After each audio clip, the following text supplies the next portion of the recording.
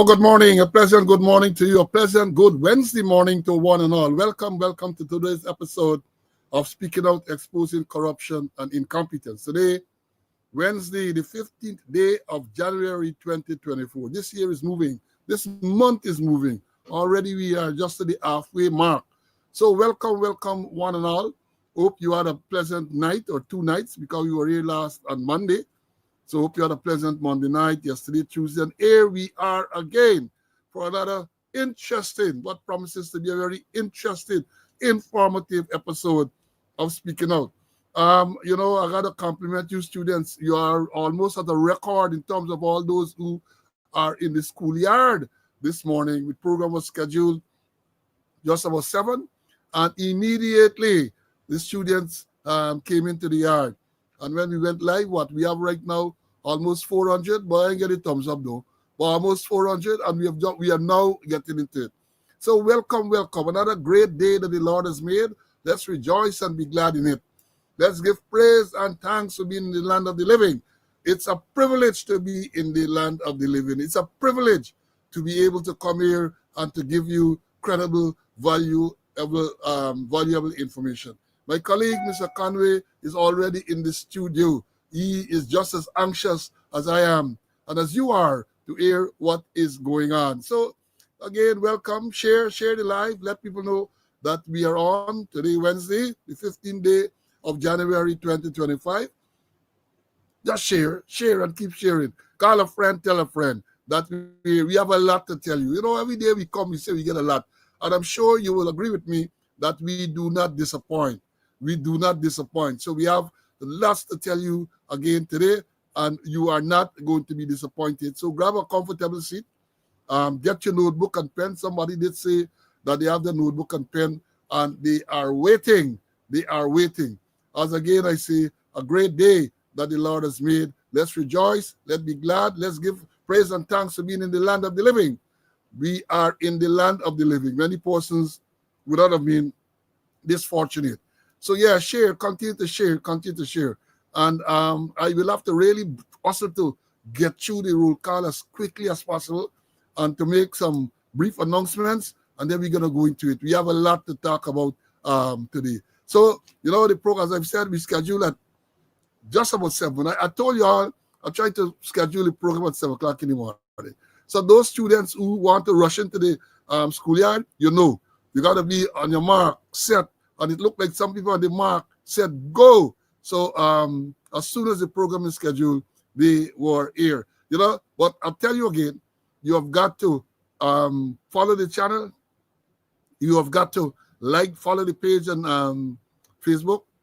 You have got to follow on YouTube or subscribe, as they say, on YouTube, and hit the notification button. You'll get notification whenever anything is posted or published on the Speaking Out page. You know, Speaking Out, last week, you will recall, or not last week, I say last week, last Monday, they sent out 2, what we call it, amphibians to come to try to disrupt. Here we are telling people, teaching people, and one man, I assume is a man, said that like we only here to criticize. But in the same breath, we were pointing out problems, and we were telling people what are the solutions. We telling the force how these matters should be dealt with. And this man is sent to tell us that we only maybe finding problems, but we don't look at solutions all the time, every day. And those of you who are on this program regularly, as most of you are, will know that every day, every subject we deal with, we tell the police, this is what should be done. This is what the standing order says. This is what the law says. I don't know what more he wanted. But they said as I said Monday, he came to the right church, but he sat in the wrong pew. So I told him, goodbye, bye-bye, Felicia, and give you a Judge Judy, and done with it. So let me go into the roll call, and then we're going to move into the program. The listeners regained, Vibot, you have regained your number 1 position. So Vibot was here at 7 o'clock sharp. So too was Tessa. And then Tessa from Florida. Aubrey came in 1 minute after. Aubrey from Canada. Kenneth from Maryland came in 1 minute after. Marcia, Gabo, Sean from upstate New York, Clay, Emerson, Carlton, rather, I said Clay, Carlton, my squad mate, Emerson, Jakey, they all came in 1 minute after. Then you had Lennox, Anthony from East Bank, Magnell, Colin from Queens, Marlon, Clifton, Pastor Stewart came in Pastor Smith. What happened to me this morning? I call in wrong names. Pastor Smith, 9339. Then we had Brian Courtney. The Sauls were here at 702. Puran from Essequibo Coast. Patricia from New Jersey. Amanda. Denise is still vacationing in Guyana, I think. Isabella. Barlett from the Hills. Barlett, I understand you had a visit yesterday. You didn't tell me that you were going to have a visit. Then we had Philip or Phil. Connor Rookman is here. Michael, the man from Imbai Madai. Cecile, Pauline, Kurt is here. Colin, 8941. Orin from the UK. Tony, Tony, Christmas done, you know. We're heading out towards Mash. We're heading towards Mash. And after Mash, what does be? Easter. Wayne is here with us. And then Wayne Casnew is followed by Wayne Liddell. Wayne Liddell is out of the UK. Kevin, Karen, Winston from California. John, Evelyn, Peter, Claire, Princess Orr from Lamar Springs, Clarence, Forgus, Earl, Joseph, Ivla, Simo is here, Malcolm, Roxanne, Aileen, welcome Aileen, Joan from New Amsterdam, Pito from Queens, Anthony, Bonita, Floyd from Linden is here. Well, he Brooklyn now. Oh, he Brooklyn. I know sometimes he's in Linden. Dexter is here with us. Then it is Paul, my shooting mate from Canada. Rhonda is here. Marlon, Carl. Then it is Dennis. Dennis, you were absent from class for some time. You need to see the principal. You were absent from some time. Martin, Francis Keep from Melanie Damashana. Diane, Lucius is here. Felicia, Akko, Ezzy, Rayborn, Ronald, Jacko from Georgia, Aubrey, Queenie, Carl, my squad mate from Arizona, Marcus, Lyndon, Diane, Chandra, BV man Ezekiah is in the house. Then he's followed by another BV man, George. And look what BV man Ezekiah says. This got to be a wicked man. He says, BV man Ezekiah says here, as you can see, he's watching from Brazil. He touched down this morning on flight CB252. Is that a motorcycle? Is that a car? Is that a aircraft? Let us know. BV man Ezekiah. CB252 is a vessel or vehicle he used to get there. Lynette from the UK is here. Barbara. Danny is back in the US, I understand. Siobhan, Ovid, and Ovid is 0937. Janella, Onika, TK from California is in the house. Patricia, Sheena, then Dorette, Ainsworth, the man K, 9505 Mason is in the house. Then we have Lorraine, and after that is Gavin, Maureen, Mary, Vibert, and this is Vibert from the East Bank, the Vibert White from the East Bank of Demerara. Audrey from Maryland is here. Marva, Sydney, Dexter, Trotty is here with us. Henrik, Israel, Sandrine, Abira, Heather is here. Clive from the UK, Desiree, and Desiree from Georgia. Valerie, Annette, Andre, Rohan Jawar is with us. Carlisle, David, then it was Albert 0892 from Queens. Everett, I see your comment. Let me tell you, you see, if you don't know what is going on behind the scene, that thing is to be changed, but I don't have the technical competencies to do it. I am depending on someone to do it for me. Normally we get some technical help, and we are waiting the man to get some time to do it. So we haven't forgotten Everett. Brenda is here. Royston, Mr. G, Raul Semple, 11752. Ulrich Stevens, 9555. My squad mate is here. Simoa, Aral, Michelle,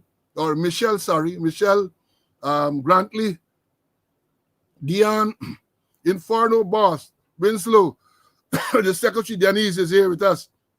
Glendes, Rhonda, and this is Rhonda Lane, then I'm still in the house.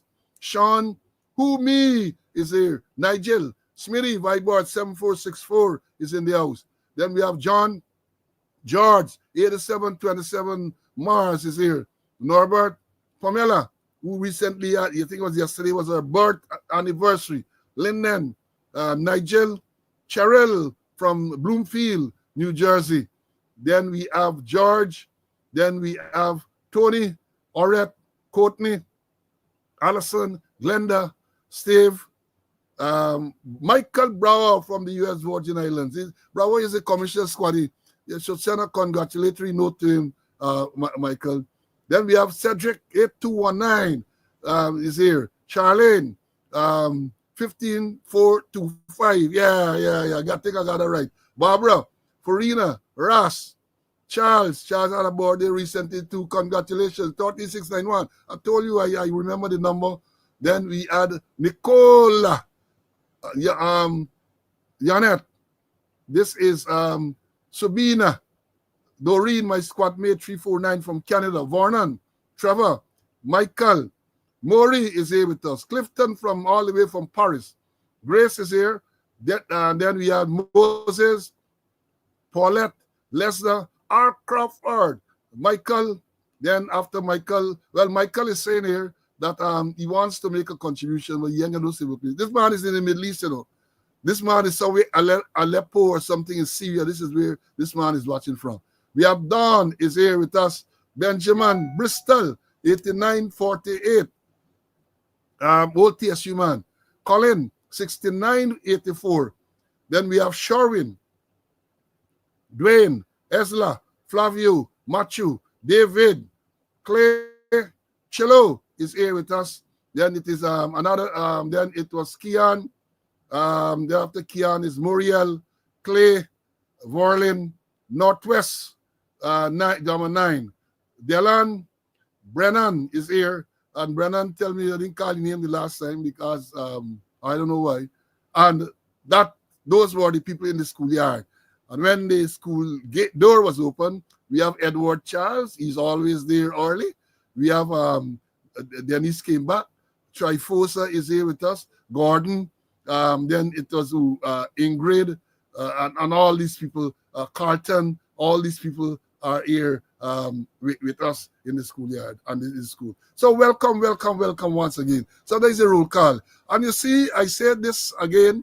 When we tell you that we have that number of people in the schoolyard, don't doubt we ain't bluffing. I call it for to let you see how many people were there. The last person came in at exactly 11. Now let me move on with some birthdays. We got a few birthdays today. Retired Deputy Superintendent Kenrick Maynard is celebrating a natal day today. Retired Inspector Theophilus Makanju, 9663. Mark and I were at TSU. I joined the work 6 months before them. I joined in March. Mark and the squad joined in September of 1974. So I was had the privilege of being a drill instructor on that squad, the squad that came in immediately after my squad. And Mark was there. I am 9549. Mark is 9663. And he spent a lot of time at the TSU. Today is the birth anniversary too of a former cadet officer, Keith Simon. Back in the day, it was Simon and Watts. Those were the two together, Simon and Watts. So Keith is celebrating a birthday today, and also celebrating a birthday today is a former member, a very good friend of mine, Bionnet Jackson, Cheryl. We used to call her Cheryl. She's celebrating a birthday today. I want to take this opportunity to wish all those who are celebrating today, who celebrated recently, and who are celebrating soon, all the best. May God continue to richly bless you with long life, prosperity, happiness. Now let me bring in Mr. Conway, and then we're gonna get a move on. CC, good morning and welcome. Morning, thank you. Happy to be in the land of the living to do God's work. I wish to join with you in expressing birthday wishes to all those persons who celebrated their birthdays recently and today. Yes, thank you much. I see LBN is saying here that Mark worked in the arms room for a number of years. And then I think he was active with the Ex-Police Association. So Theophilus is still around, a very good friend of mine. We would talk from time to time. Now let me move on. Having done the roll call and those birthdays and so on, I think the next thing we got to talk about is, all sort of thing happening in this country call guy, and all kind of thing happening. I have some very, very good news to me, and most of the students, I think, will appreciate it.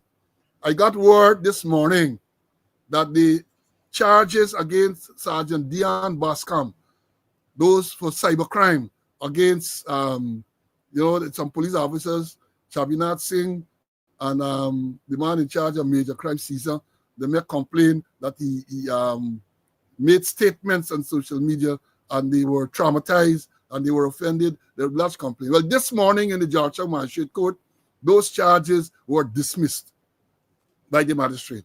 Let me repeat that. The charges against Sergeant Bascom, not all, because he asked some more, but the ones that were in the Georgetown Magistrate Court, where Michelle Caesar and Chabinat Singh were the virtual complainant, those charges, I am made to understand, were dismissed this morning in the Georgetown Magistrate Court following a no-case submission by the defense counsel. In other words, when they presented their evidence, that the prosecution presented the evidence, I think Caesar would have given evidence, Singh would have given evidence, and the court found that no case was made out against the sergeant. Let me remind you the background to this, The background to this is that Bascom went on social media one night.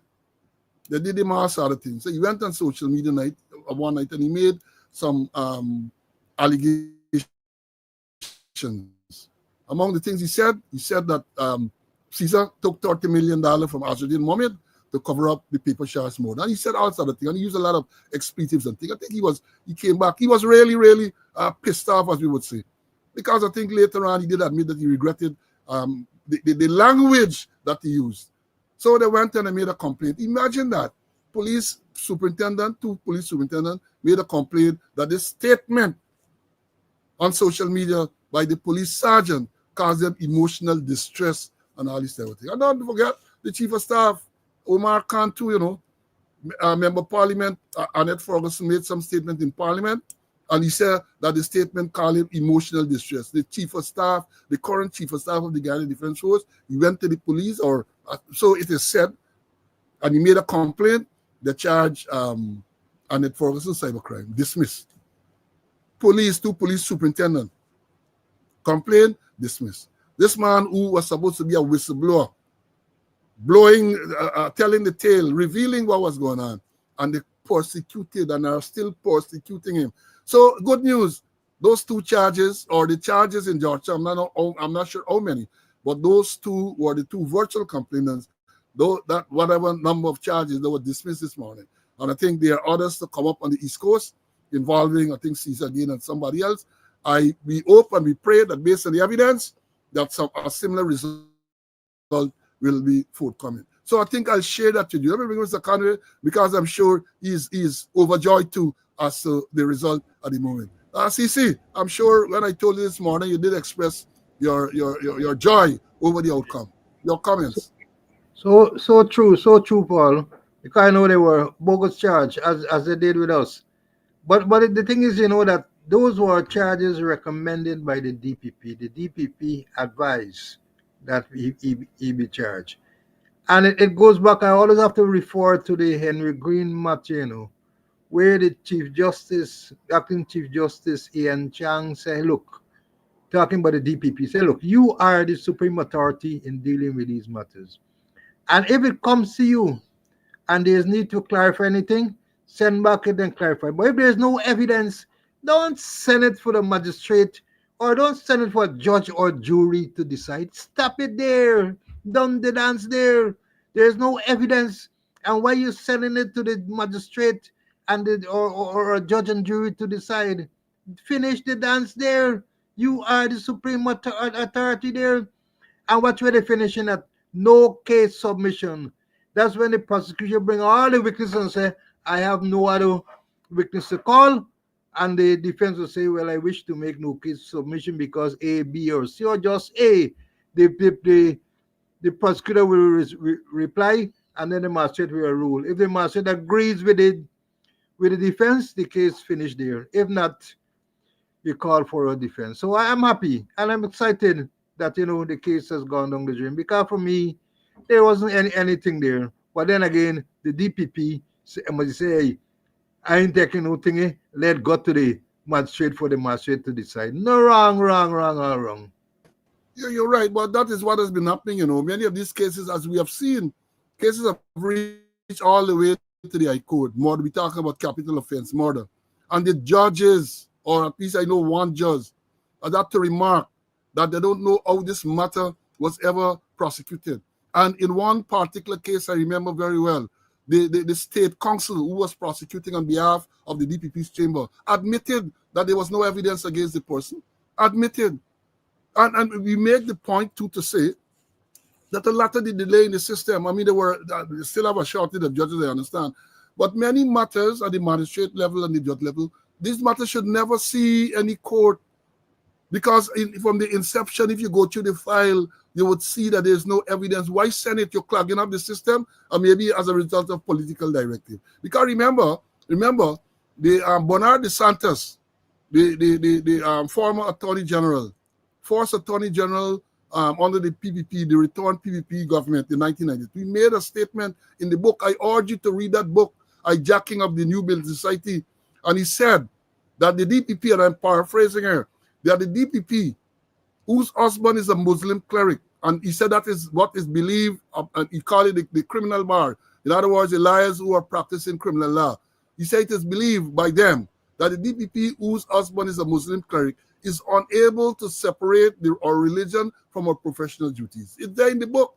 I think around page 50 or something like that in that book. And I urge you, I understand the book was at Austin Bookstore in Church Street. Read it for yourself. Read and see it for yourself. A lot of these matters, we had our own experience where we had trumped up charge for conspiracy to commit fraud. When they present their evidence, as Mr. Conway said, let me understand this thing clearly, students, including the police. When a person is charged for whatever offense, that person who is charged and get the burden of proof, the burden to prove the charge lies with the prosecution.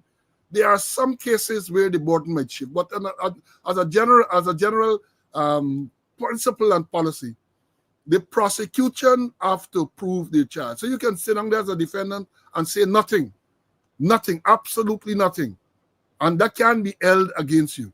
So they have to call their witnesses and they have to prove the charge. Now, what we understand here is that when they call all their witnesses, including the people who made the complaint, and they presented the evidence and were subjected to cross-examination. At the end of that, when the prosecution present all the witnesses, and they said this is a case in the prosecution, the defense counsels now, in this case, made no case submission. In other words, they're saying that the evidence that was presented before the court does not establish or does not support the charge. That is what the argument in no case. So no case has been made out against the defendant. And based on that, the magistrate will rule. And in this case, the magistrate ruled, you're correct. No case has been made out against the defendant. And therefore, the matter is dismissed. You're going to hear just now, they're going to tell you the DPP, they're appealing the case. Wasting time. In our case, one of our defense lawyers, Dr. Dexter Todd, made a point. He said he couldn't see how anyone with any legal training would have perused that file and decide that some offense was established. Some offense. And the magistrate remarked that after all the evidence, 20-something witnesses went to court on behalf of the prosecution, Soku, and to say that there's not an iota of evidence in the matter. That is what the magistrate said. Not an iota of evidence.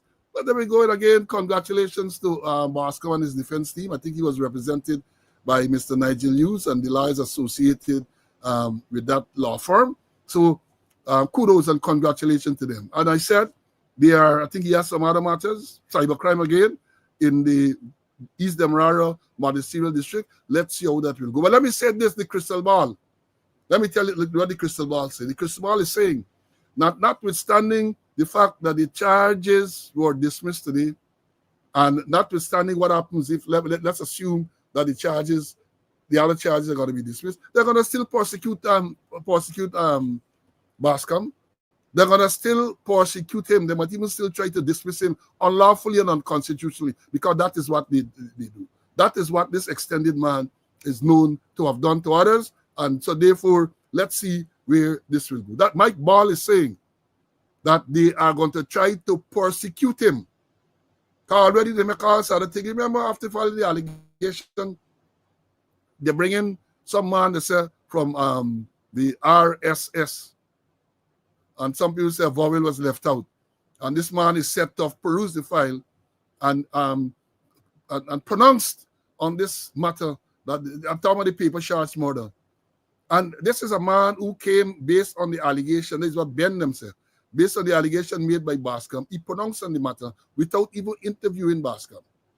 Without even interviewing the man who is making the complaint. This man is some former big-time detective from Scotland Yard or somewhere. That is what is going on. I expect they're going to try to persecute him, continue to persecute him. So we need to, I have to talk about that. I have to talk about it. Again, I am happy for Sergeant Bascom. Then, police always in the news for the wrong things. I pick up the newspaper this morning. Well, even before I picked up the newspaper, I get my sources. I understand 2 police rank busted with parcels of foreign weed. Foreign weed. Man, if you're going to do stuff, you got to support local business, local industry. That's what it's called for. But here what the thing says, 2 police rank, including one who is serving on the SWAT unit of the force. The SWAT unit, SWAT, is a Special Weapons and Tactics Unit. This is supposed to be one of the elite units of the Ghana Police Force. They say, were busted on Tuesday with more than 3 pounds of imported marijuana in a car. According to reports, the car was intercepted in Georgetown at the corners of Camp and Newmarket Street and was being driven by a Lance Corporal, they don't call him name, of the SWAT unit. The other passenger in the car was another Lance Corporal. During the search of the car, the police reportedly found the bulky parcel of marijuana and immediately arrested the 2 ranks. They were taken to the Alberton police station where they were told of the offense of drug trafficking and likely charges. The matter remains under investigation. But let me say this before I begin, Mr. Conway. Policemen fetching drugs. Remember sometime last year, 2 other policemen called soldier, senior NCO in the army, caught fetching drugs. A lot of people caught policemen committing crimes and so on. And especially with these drugs, let me make the point. We just bash the police. We don't bash, we just highlight some things.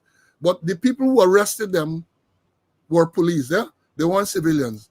I say that to emphasize the point that they still have good policemen in the work. They have good policemen in the work. If they did not have good policemen in the force, these people would not have been arrested. The soldiers would not have been arrested. The former, the other one with the drug people arrested, they weren't arrested. They would not have been arrested. So you get ranks in the force who are still committed to doing what is lawful or what is the correct thing. So this man, they're arrested, they're running drugs. But hear this. It's a hustle. Everybody hustling. I'm not condoning the hustling, but people hustling. You got an assistant commissioner facing 252 criminal charges. You got a commissioner, the current commissioner, Clifton Ikin, admitted that he took $8.5 million from a businessman and counted it in his office. This money was intended to organize a wedding for Calvin Butters. And I said, and a lot of people said, that is a crime. That is at least misconduct in public office. So if they rank from the SWAT, they're down there and they hustle a little ganja, foreign ganja. And Dudley, I saw your comment. I know if it imported weed, the imported weed didn't come from Jamaica. Oh, we know that, man. Wherever it imported from, the imported weed come from some place. They say that imported weed. And I jokingly say they will support the local industry because ganja growing every couple of months, you hear the gun in the country creek and the garden here and the raiding farm and all these type of things. But the point is, we can highlight the 2 Lance Corporals, but one to the other senior people. As I've said earlier, a man is accused of taking $30 million for cover up a murder. What happened? He's still there. And when the promotion list was leaked, I know what happened today yet. Right? The man was there to be promoted. You get a commissioner. He was acting at the time, admitted that he took $8.5 million from a businessman, counted in office. This is not an allegation. He wrote that in a statement to say that he collected $8.5 million. And the vice, let me play this one to tell you all what the vice president said about that act. I'd like to bring these things starkly to your attention. The vice president said, right? Yeah, what the vice president. Let me also make it clear here today that this government never sanctioned a policy where private individuals and businessmen could pay for the birthdays and weddings of policemen or other public officials.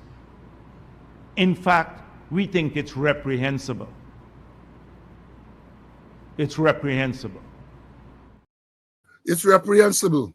That's the vice president. And he is referring there to the statement from the current commissioner that he had this policy where to motivate his ranks, he would reach out to friends and businessmen for them to make contribution. And in the case of this matter involving Buta's wedding, he did reach out, and one businessman presented him with $8.5 million in an envelope, which he counted, and then he sent his postal assistant to Pegasus to pay the thing. That is a crime. That is misconduct in public office. And what happened? The man is promoted. The man is promoted, confirmed as a commissioner. So when you get them get a little hustle down the road there, you want to kill them. And again, I'm not condoning it, but we're talking about the environment in which they are operating. They are the environment in which they're operating, because if you look at the bottom there and you see the man taking 8.5, next man take 30, and then you see a man with 252 criminal charges with $500 million dollars in the bank account. His 2-year-old son got over $10 million. Imagine what the man thinking by. Maybe you got to do a little hustle too. Because as some people have said before, when you hustle, you just get rewarded. That is what some people have said. That when you're dishonest and when you're corrupt, it seems that then you're the stick. And the main reference to this, you have to forget. I don't forget, I get a little elephant in me, not only the looks, but I get a little the elephant brain. Not so long ago, it was reported that the police raided some lady house, $150-something million with a whole set of pension book and disabled people book and all that. You know, hear nothing about it? $150-something million. And in the recording that circulated on social media, the ranks who carried out that operation were alleged to have collected $2 million. Then the man in charge of the operation doubled back for next $3 million. Right? And the former police officer was revealing that on social media. So that is what is happening. That is what is happening there. And then, not to outdo the police, I saw one this morning that prison officer caught smuggling narcotics at the Mazarine prison. A young prison officer was caught on Tuesday, that's yesterday, 14, 2025, smuggling marijuana inside the prison. He was charged criminally when he appeared before the Bartiga Magistrate Court. Then they say he pleaded guilty to the offense of possession of narcotic for the purpose of trafficking, sentenced to 3 years in prison. He was arrested on Tuesday by his colleagues for the smuggling of 804 grams of marijuana into the prison. The rank reportedly was on duty, but returned to the correctional facility. However, on arrival at the checkpoint, he was off duty, and returned to the correctional facility. However, on arrival at the checkpoint, a search was conducted on his person, during which 10 parcels suspected to be marijuana was found concealed in his backpack. The marijuana was found wrapped in small plastic and hidden inside several soap boxes. Meanwhile, Director of Prison Nicholas Elliott commended the vigilance and dedication of the prison staff involved in foiling the smuggling attempt. He emphasized that both members of the public and prison officers found engaging in contraband smuggling will be dealt with, something like that. GDF gets smuggling drugs. Police, smuggling drugs. Prison, smuggling drugs. Barry Dataram say, I get the tape, you can't play it now, I get it there. Barry Dataram say, Kanu smuggling drugs. So it's all of them, like this is a big drug hustle. The uniform people in competition to out-hustle, to out-smuggle each other. Let me begin, Mr. Conway. CC, I see you raring to make your comment. Go ahead. Yeah, I'm happy, because I know that there are a lot of corrupt people in the police force from the top right down the line. But I'm happy that at least they had someone who found ganja and brought it to light, where persons, members of the force involved in drug smuggling. And like you, I wonder, how they get this foreign ganja, man? Dudley said it didn't come from Jamaica. I wonder where else it came from. The thing is that, the smuggling, perhaps they get a, what you call a trickle-down effect. Not only the smuggling, the corruption, a trickle-down effect. Here is it, the conform squatter said he has a policy, a stakeholders approach, where you approach his friends and businessmen to collect gifts, money, and other things for persons for their birthdays and their weddings in an effort to motivate them. The vice president said, you use a big fancy word, reprehensible. He used it twice. And it's the same government, they conform the extended squatter. So perhaps the vice president himself maybe is reprehensible. But I'm happy at least they got some honest, hard-working policemen, and from time to time they would do their work when they see things wrong, when they see offenses committed. And I want to reach out to them, those who yesterday made the arrest of their own and found ganja on them. Congratulations to them, and may they continue to do the good work, and may that thing have a trickle-down effect, like monkey see, monkey do. What are the bad things? The good things. Comment here from a student. Students say that don't agree. Well, I think it's most times it's vindictiveness when the military people busted. The money too small. So I don't know. Maybe I think that the person is trying to say that but they must be fallout. So there's some fallout.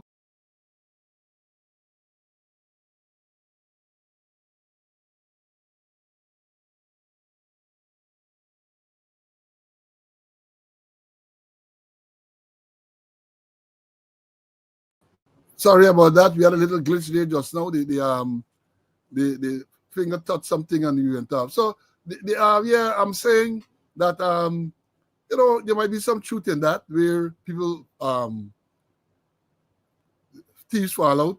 But I don't believe in every case, and I got to compliment the ranks who made the arrest, because again I say they are police is their own colleague, and many times we want to say that police don't arrest police and all of that. But we got to look and give kudos or give praise where praise is due. Now let me move on. Let me move on to the other issue. Last week where it was mentioned, we didn't get time to go into it. This is that the U.S. Department of State announced Friday it has raised to $25 million the reward for information leading to the arrest or conviction of Venezuelan leader Nicolas Maduro. Remember Nicolas Maduro, the man who said that Essequibo belongs to Venezuela, the man who decided that he's going to take all type of measures to annex Essequibo to Venezuela. And only recently he was in the news again in terms of the same Essequibo, where they're saying that they're going to appoint a governor for Essequibo, forcing the Foreign Secretary of Guyana to call in the Venezuelan ambassador and all of that. Now, they said the increase, continue to read the article, the increase comes as a renewed push to apprehend Maduro, who is 62, who has been under indictment in the U.S. since 2020 for alleged involvement in drug trafficking, drug and narco-terrorism. Maduro, who has led Venezuela since 2013, faces federal charges including cocaine trafficking and weapon-related crimes. U.S. prosecutor says that he played a central role in the cartel of the Sons, a Venezuelan drug trafficking organization made up of high-ranking officials. According to the indictment, Maduro coordinated multi-ton cocaine shipment with the Revolutionary Armed Forces of Colombia, FARC, a designated terrorist organization. U.S. authorities said Maduro directed the cartel to provide military-grade weapons to FARC and sought its help in training an unsanctioned militia that functioned as an armed wing of the cartel. The State Department initially offered 50 million reward for Maduro's capture in 2020. The increase to 25 million reflects the gravity of his crime. There's a quote, reflects the gravity of his crime and his continued threat he poses to international stability, end of quote, a senior official said. Maduro has been accused of consolidating power through fraudulent elections, including its contested victory in Venezuela's July 2024 presidential race, which the US and other nations refused to recognize. Anyone outside the US with information about Maduro is urged to contact the nearest US embassy or consulate. In the US, tips can be directed to the local drug enforcement administration. So $25 million is out for the arrest and or conviction of Nicolas Maduro, the president of our neighboring Venezuela, who has eyes on Guyana's territory, 2/3 of Guyana territory. And then, it brings to mind, during last year, you had this thing freed up, the matters at the International Court, and out of the blues, we learned that the Prime Minister of St. Vincent, Rav Gonzalez, suddenly turned some negotiator where they had this Argyle agreement. Our President Ali went to St. Vincent. Maduro went to St. Vincent too.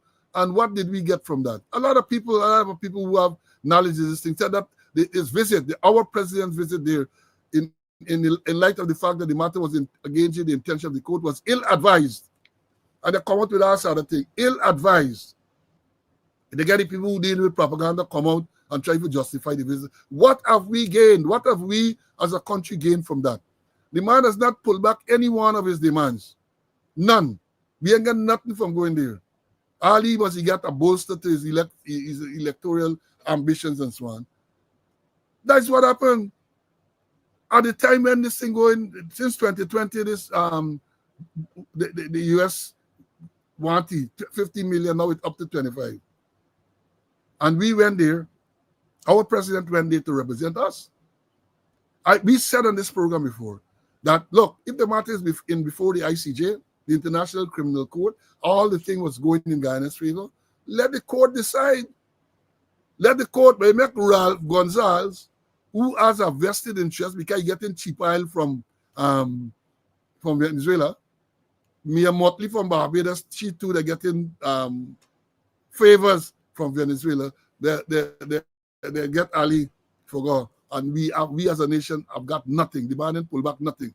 And we were saying then, and other people said, at the least, if you want to have a meet, you must decide that you're going to withdraw all of those remands. The man had a referendum, he says, and the people said that how much percentage, the overwhelming majority of Venezuelans said that Essequibo belongs to them. And the man was supposed to issue a Venezuelan ID card to people in Essequibo. He did appoint some general in charge of this new territory for Venezuela. All of that goes on. All that went on. All of that. Now wanted bulletin. Not wanted bulletin was there all the time. The ante was up. But let me say this for me, Mr. Conway. I know you have a lot on this program, and people will listen later. You have a lot of people, a lot of entrepreneurs. $25 million a day for the making. So if you want, you can organize to go to get Maduro. Yes, Eric, they don't believe in court. Eric is saying here that the government doesn't believe in court. And we've seen that locally. We are seeing that locally. They don't believe in the court. So decisions are made by the court, and they're disregarding the decision. So maybe that is why they decide, forget about the ICJ. Let me go and try to negotiate with Maduro. Let me bring in Mr. Conway. CC, what say you, my brother?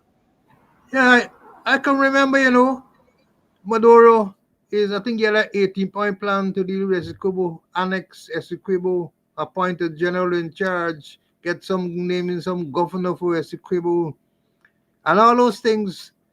And then there and go, President say again to Argyle and have discussion. And we say he shouldn't go nowhere because Maduro did not rescind any of his plan there. He pulled back on nothing.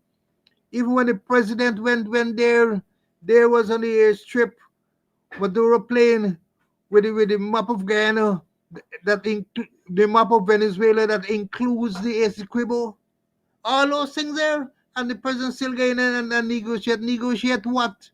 What are the benefits? None whatsoever. And even this last statement, what they put out there, this is just a warm statement. There's no statement. They should look in terms of what when they annex and Coco, what Boredom wrote or what Boredom said. Boredom addressed the nation, and even all those things that with Venezuela threat, the president didn't see it fit to address the nation. He didn't see it fit to go to the parliament and address the parliament, address the National Assembly. But he went to the National Assembly and said some 200,000 cash grant he gonna give, and it was instantaneous. And then the next day, Jack News said, no, not so fast. It's not no 200,000 for household. It's 100,000 for persons 18 years and over. Yeah? Serious threat for Venezuela, and Venezuela is serious. They build a bridge from Venezuela to Coco, and Coco, and all those kind of things going on there, and we staying easy, and we buddy with them. Yeah? It is a serious business. The threat has got to be taken seriously. But no, we began to Argyle, and we have discussion with Argyle and come back empty-handed. Total incompetence in dealing with the border issues, and then how they're treating the ranks on the border. Maybe another thing we talk about, how they're treating the ranks who are defending our borders, who are there. I'm happy to see at Immaterial they're developing at that area. I was one station in Immaterial at the border location. I see they get an outpost there, and they're developing in that. If you don't develop your border locations, you might very well lose them. Right? So they need to develop all those border locations. Yeah, right. And I see some comments here from some students which are valid. People are saying that, Maduro is the president, you get the opposition. But the Venezuelans have been indoctrinated to believe, from since they're small, that Essequibo is them own. They grew up with that teaching that Essequibo belongs to them. So, yeah, Maduro perhaps has ratcheted up for whatever reason, but don't expect that when Maduro goes, whoever takes over will have a different position. They were told from since they're small in school, Essequibo or whatever they call it, is them own. The reclamation of the stock and all that. So, therefore, it's a serious threat to our sovereignty, and we get a government who pussyfooting in this thing. This is something we said long ago.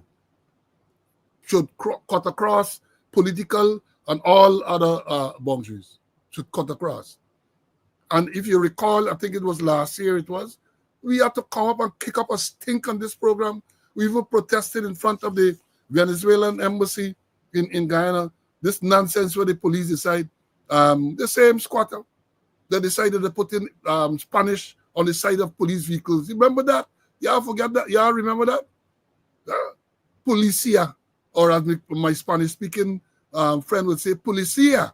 That is how the thing should be pronounced. On the Guyana vehicle, and Spanish words and Spanish in the police stations in the area that is claimed by Venezuela. That is how competent or how incompetent these people are. We have to make nice about it. And then the vice president come out and he said, it was a misguided, and they were going to make it small. And we kick up against that too. Making it small doesn't change anything.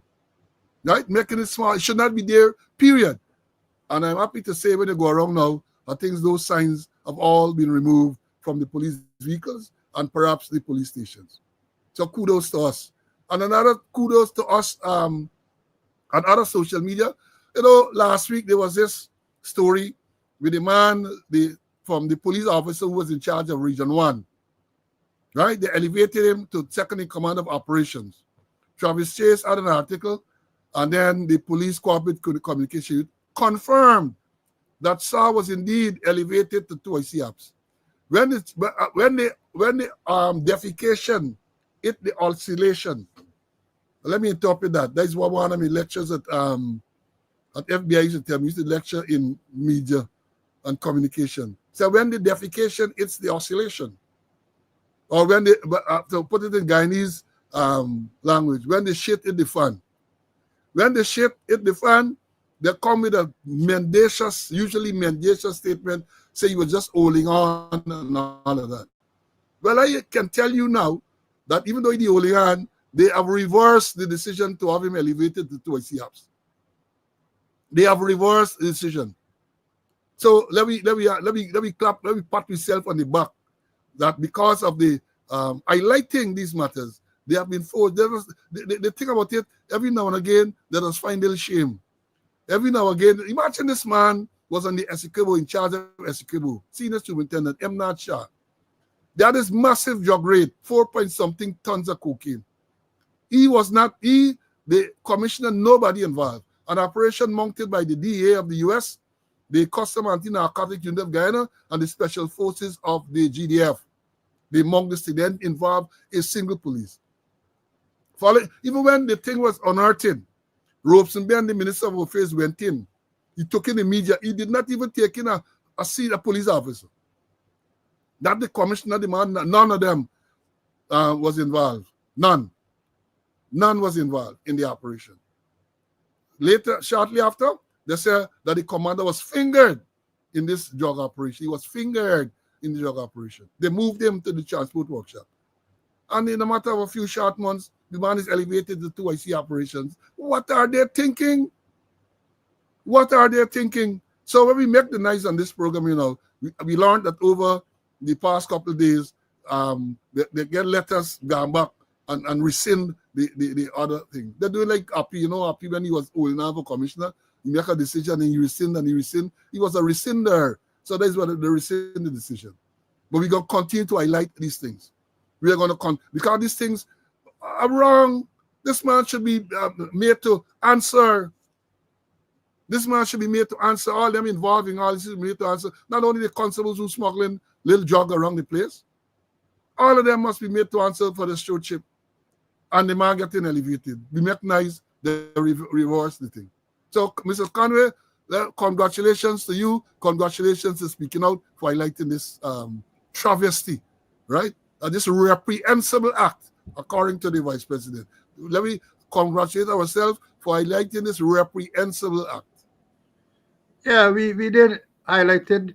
And then, you know, I saw the letter that Budram wrote, dated the 11th of January, you know, where he posted Stevens as the person in charge of operations, second in charge of operations. But then you got to be careful, you know, because at the bottom of the letter, below Budram's signature, he put my previous correspondence is now rescinded. Things should have been above his signature, but it's below his signature. So I don't think it really get any kind of effect. Remember, our Commissioner Larry said that you are responsible for everything above your signature. But this is it that his previous memo is rescinded below his signature. You gotta learn. I mean, he knew in the job as the admin man, but he's programmed to become the next commissioner. So you gotta learn certain admin thing though.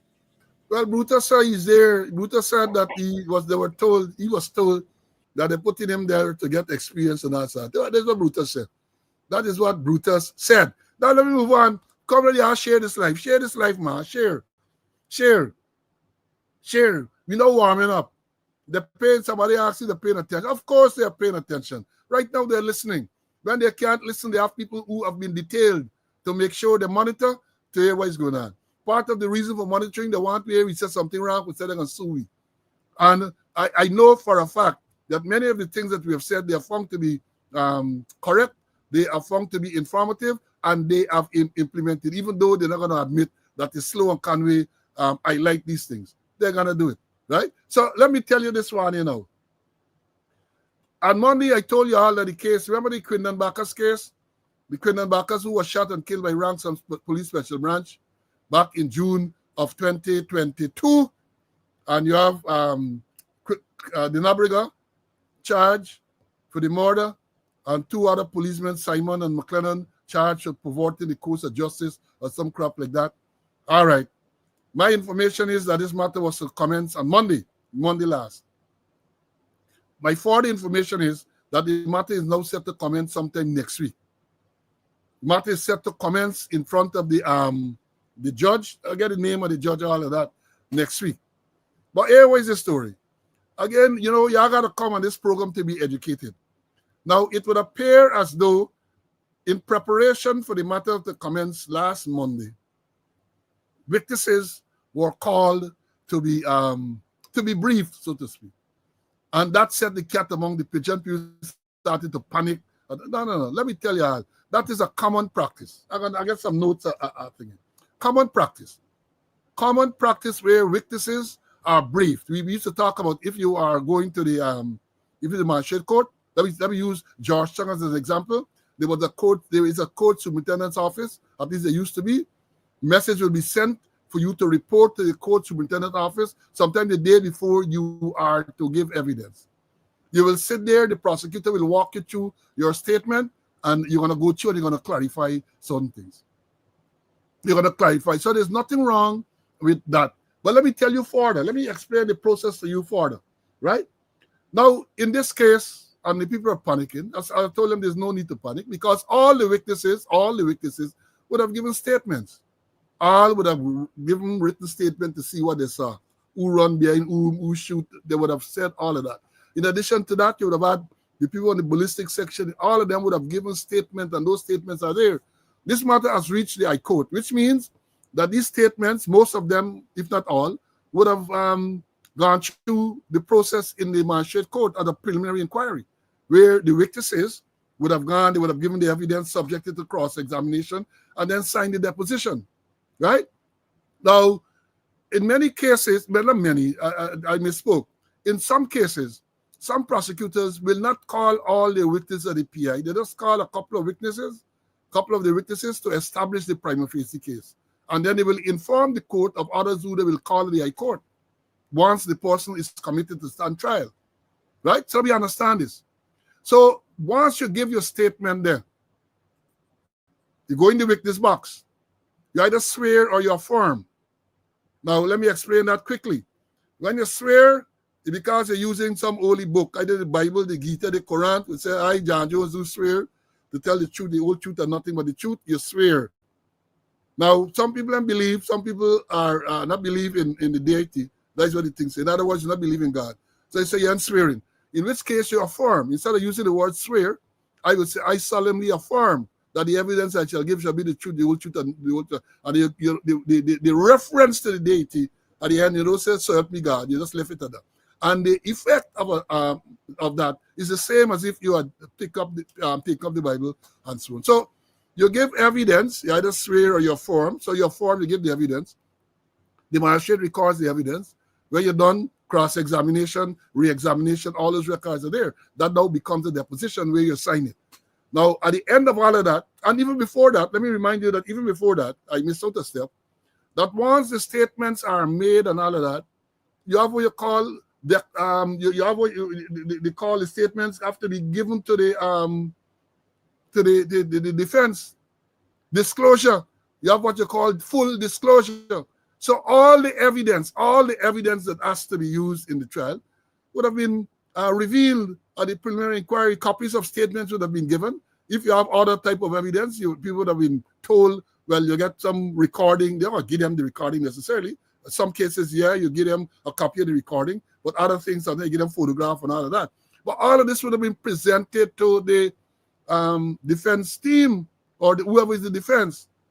So when you go through that now, the magistrate finds there's a prima facie evidence has been made out. The matter you're committed, well, she commit you, right, to stand trial. The matter goes to the DPP. The DPP indicts the persons to stand trial at one of the sessions of the High Court. Again, all the statements are there. So I was saying to them that you can't go now and change. The thing is there. So if you say you did not see, the statement is there to say that you did not see. You can't now go in the High Court when the trial starts and say, well, I did see, I did make a mistake. It don't work like that. It don't work like that. So people panicking, I think, unnecessarily. And the thing that you got to remember too, that if you gave a statement to the police and you now go into the witness box and you're saying something different, right? Let me say you are a defense, you are a prosecution witness. You're going out to say something different. But everybody is blushing and coming to. And then you might have the case where the prosecutor will ask the magistrate to deem you a hostile witness, which means that the prosecution will now get the opportunity to cross-examine you.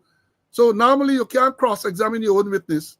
You lead them in there to give the evidence, but you can't cross-examine your own witness. But if the witness is deemed hostile, in other words, you said something and now you go in the witness box, you want to say something else. An application can be made to the magistrate, and the magistrate can grant for the person to be deemed hostile. And once you're deemed hostile, then you, even though you're a witness for the defense or the prosecution, you can now be cross-examined by those people. So let me understand how the system works.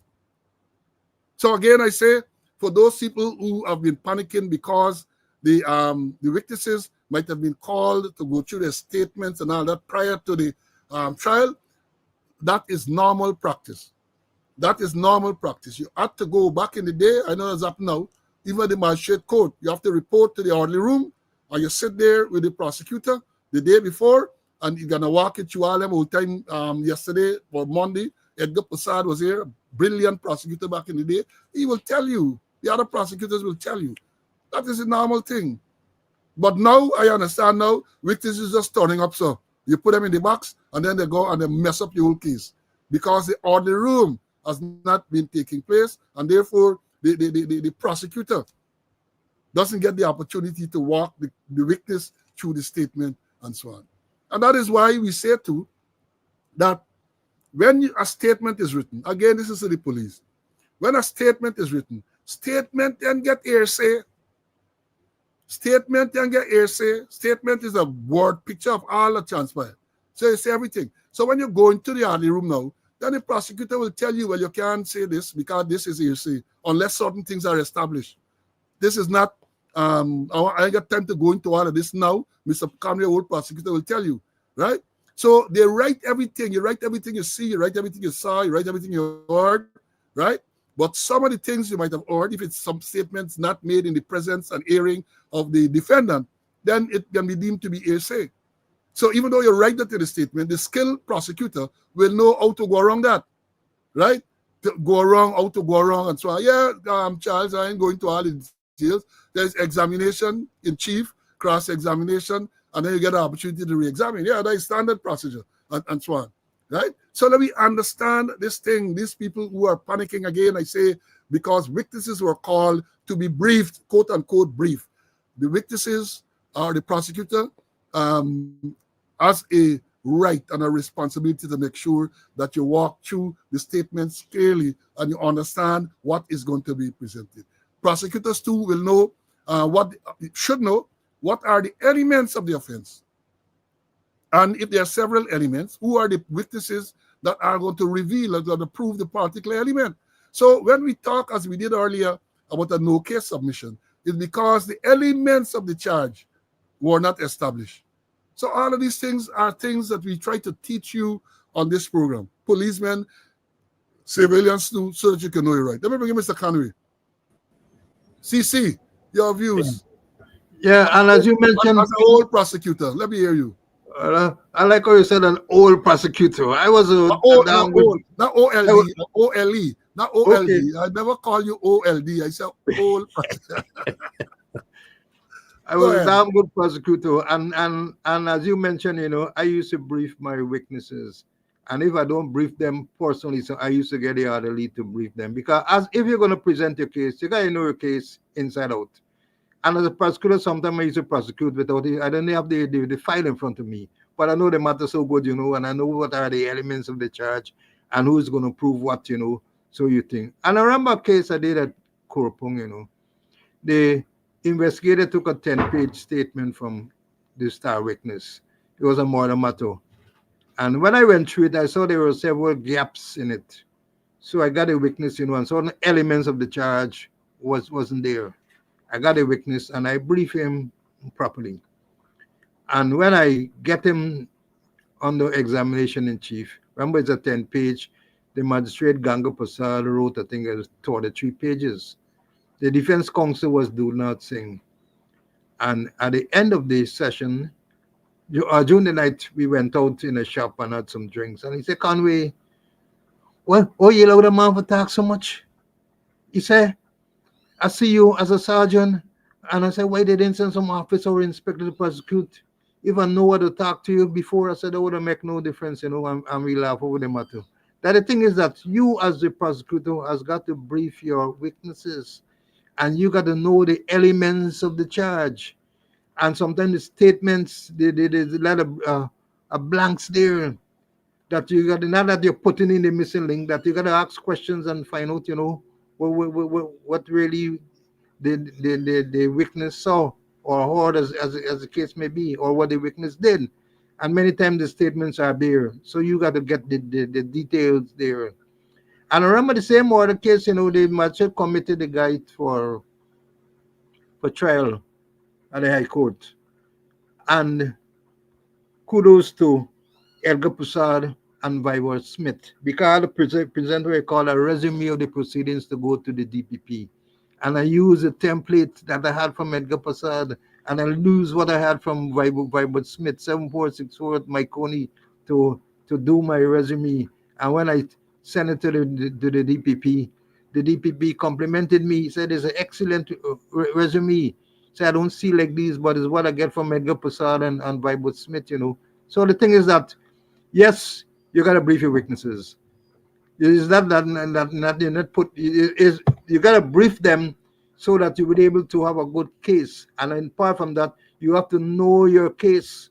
That even if you don't get a file before you could start something. Many times I hear the prosecutor, sorry, I can't proceed because I don't have the file. But you gotta brief them, and you gotta know your case and know who's gonna say what elements, which witness is gonna testify. So it's important that briefing takes place with you, the prosecutor, and your witnesses.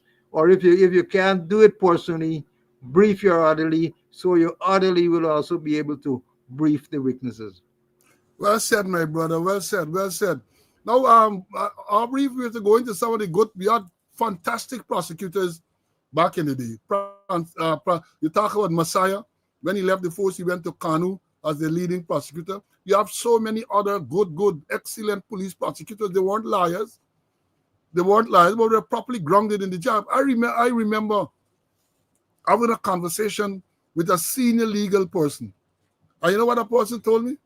The person said, Mr. Slow, the young liars now are at a disadvantage because the prosecutors that they have now are not of the same quality of what we had before.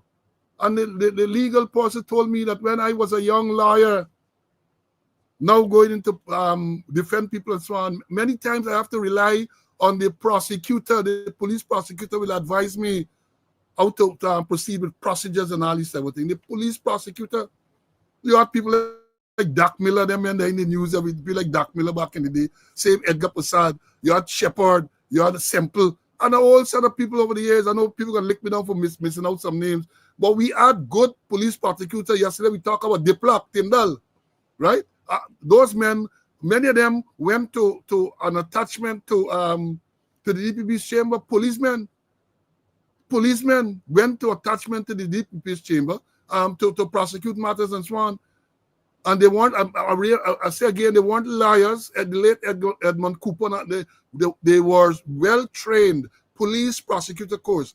I remember back in the 80s, I did police prosecutor course back in 1980.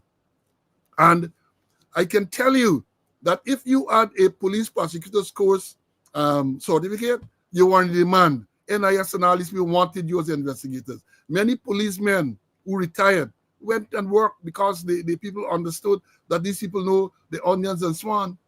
So let me understand this thing clearly. Yeah, Ulrich, Sammy, Sheppy and Sammy, you mentioned it, they were grounded in the TSU, but we were well trained. So let me understand this. Let me move on.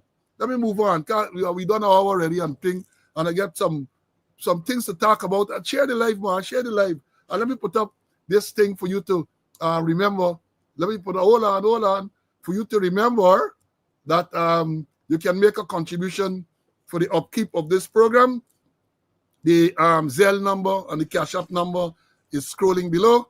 Thanks all those who have been making contribution. And I noted the comment from some, even today, that they are unable because they don't have access to Zelle, they don't have access to Cash App. I said those of you who have access to PayPal, communicate and I can give you the information and we will see. But we appreciate the effort that's been made by many people to contribute to keep this program up, and please continue to do so. Now let me move on. Monday when we were here, we told you that the Minister of Home Affairs, Robeson Ben, was having a press conference. He had the press conference on Monday at the Arthur Chung Convention Center on the East Coast. And I saw some yesterday, Kaicho News carry aspects of the press conference. Right? First of all, I said Ben find the tongue because I didn't hear for you. You were not hearing from me a long time. That he found his tongue, he had this press conference. He was flanked. Well, I know the commissioner was there with him. I understand other heads of services were there as well. Now, let me go to what the man said. The article says that Ghana records 14% reduction in serious crime in 2024, and that is what Ben said. And then they go on, Ghana saw 14% reduction in serious crime in 2024, with 1,235 reported incidents compared to 1,406 in 2003. Minister of Home Affairs Robeson disclosed on Monday. The minister was speaking at the ministry's end-of-year press conference held at the Arthur Chung Convention Center. He told reporters that the statistics were highly significant as they indicate that the nature of crime is ever evolving in the country. Crime, and then quote, crime itself is significant and has to be viewed against the challenges we have in relation to transnational organized crime and the fact that the nature of criminal activities has changed, end of quote, Ben told reporters. Minister Ben attributed the decrease in to strategic interventions and developments in crime-fighting efforts, including the implementation of various crime reduction programs. He highlighted the successes. He highlighted the success of these initiatives, saying, quote, in the crime-fighting areas, there was a 14.4% decrease in reported incidents. 820 cases were identified as serious crimes.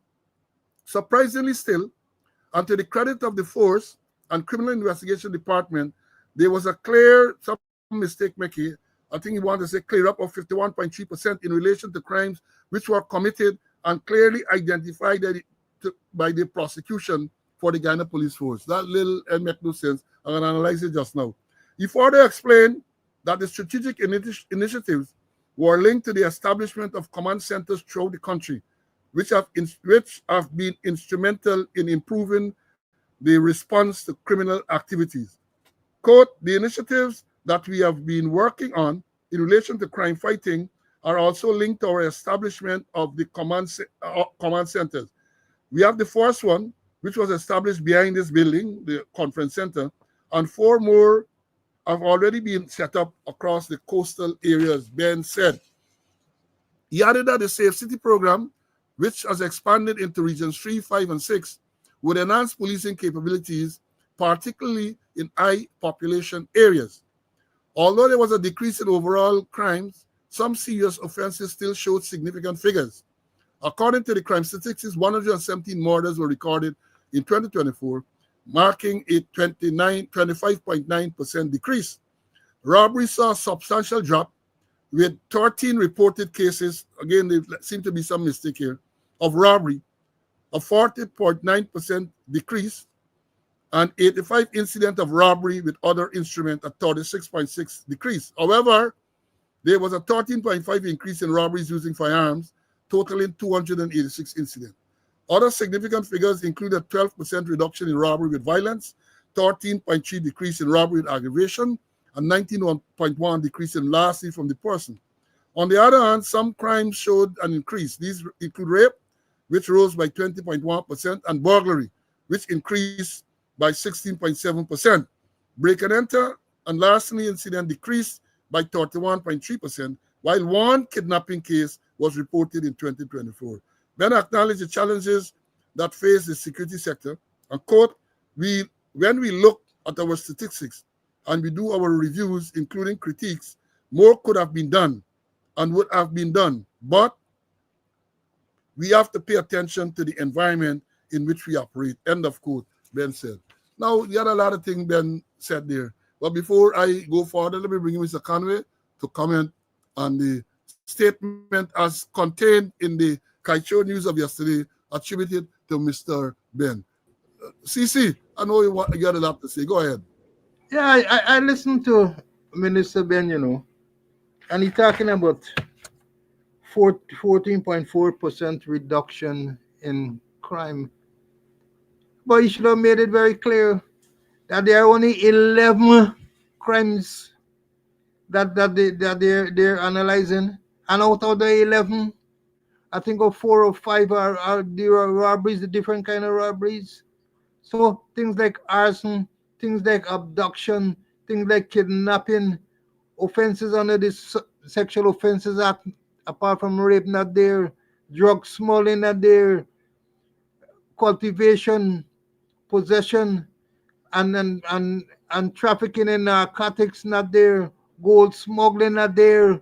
So what Nancy talking, he must say that, hey, the 14.4% reduction crime is in relation to 11 crimes. Then we understand. And then I don't even believe them because they ghosting, they're cocking the figures. And also you have what you call the dark figures in crimes. Crimes committed were not reported because they know that the police won't do anything about it. The police won't solve it. So no needless I go and report anything. So I don't believe in the figures that they're thinking. They kind of say, don't put in this one gonna make we look bad. A whole set of serious crimes that are not recorded or that are not analyzed as serious crime.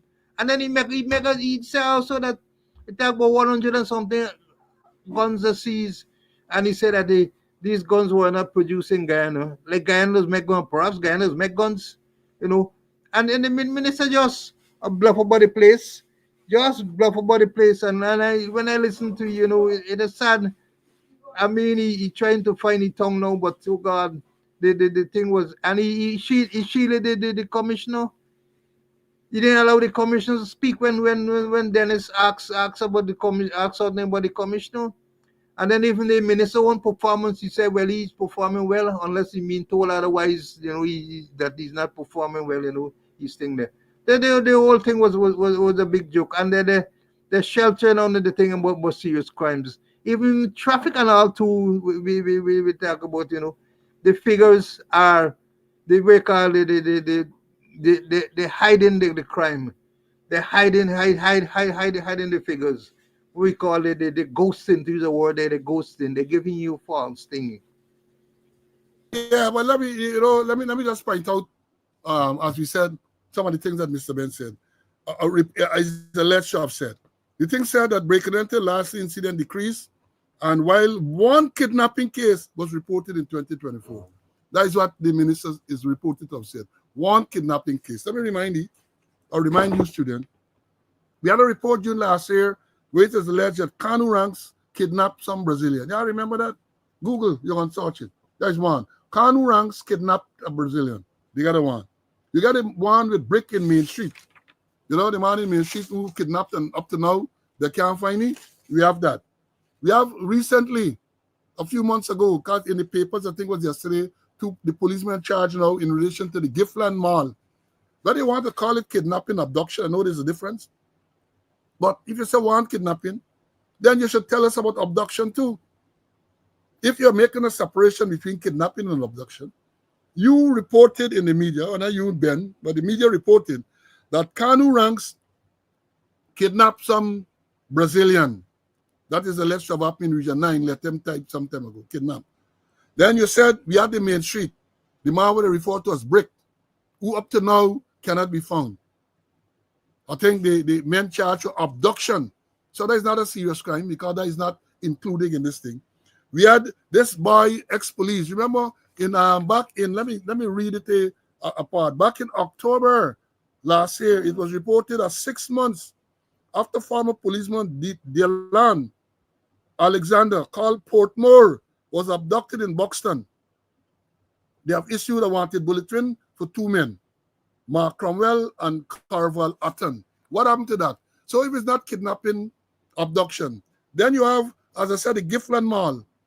That is 4 right away. So if you want to say one is kidnapping, I don't know which one you refer to as kidnapping. One to the other 3. Are they abduction? Are they included in the statistics? So that is just one example of all the ghosting and the lies that they tell. But I got something now called social media. And those of us who are research-oriented can jump on social media and find the thing there right away, as I would normally do. I go on social media, and you get something called Google. You Google it, and you're going to find the truth. Or at least what was reported, not necessarily truth, but what was reported to debunk this nonsense that Ben and them talking. And I say, when you talk about serious crimes in Guyana, they must come out to say, do a disaggregation, afforded disaggregation. So let me know you're talking about robbery where guns are used, robbery where knives were used, robbery other instruments were used, and tell us these things, rape, murder, tell us. These are the numbers associated with those crimes. But when you come with this blanket thing about serious crime, as Mr. Conway pointed out, many of these crimes are not considered serious crime. So if you look at the table that they have, abduction is not a serious crime. The big set of drugs they're finding all over the place frequently, those are not considered serious crimes. The 252 charges, Luthers get none of them. None of them. But when you talk about last way public officer, you talk about misconduct in public office, all of those things, money laundering, those things are not considered serious crime. Let me understand this thing clearly. They are not considered serious crime. Well, they are not reported as serious crime. Let me correct that. They are not reported. So when you see the statistics, those things are not reported. And we have so many others. They report and they boast, they find so many guns. Up to recently, they report that they found guns. Those things are not considered serious crime. I'm talking about guns. I understand that the men, they reported that Sunday night they had this raid in Region 1, where 2 men was arrested. Remember, I read it out here on Monday. We're not going to go through all the details now, but you can go back and look at the program. Men arrested. We understand 72 hours have passed, and those men are still in police custody in Region 1. And it would appear they don't know what to do, because my information is that in the area there, they don't have a magistrate court. A magistrate will visit maybe every 3 months or something like that. But in such a case, Commander, what you have to do is to bring the people, either you put them on bail, I don't think you want to do that. Either you go to the High Court to get an extension, and even that, because the extension will not be forever. But the correct thing to do is to bring the people them down and let them face the chief magistrate. The chief magistrate who has jurisdiction throughout the country, bring them down, put them in front of the chief magistrate. The chief magistrate will read the charge to them and make a decision either to remand them, and then they're going to transfer the matter. The chief magistrate will then transfer the matter to where the offense, the area where the offense was committed. But it is unconstitutional for you to keep the people them in custody there all the time. It is unconstitutional. And I suspect you don't know what to do. So here it is again.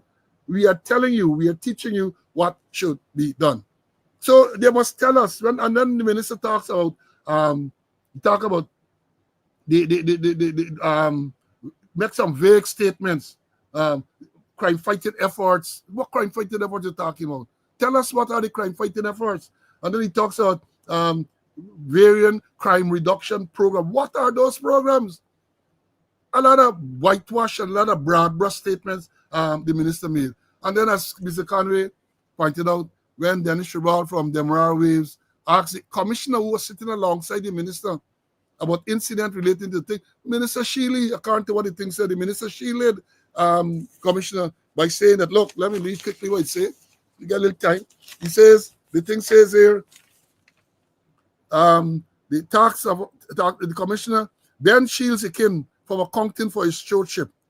Talks up achievement of scandal-tarred police force. Hear what the thing says. Ben shields Akin from accounting for his stewardship, and he talks up achievements of the scandal-tarred police force.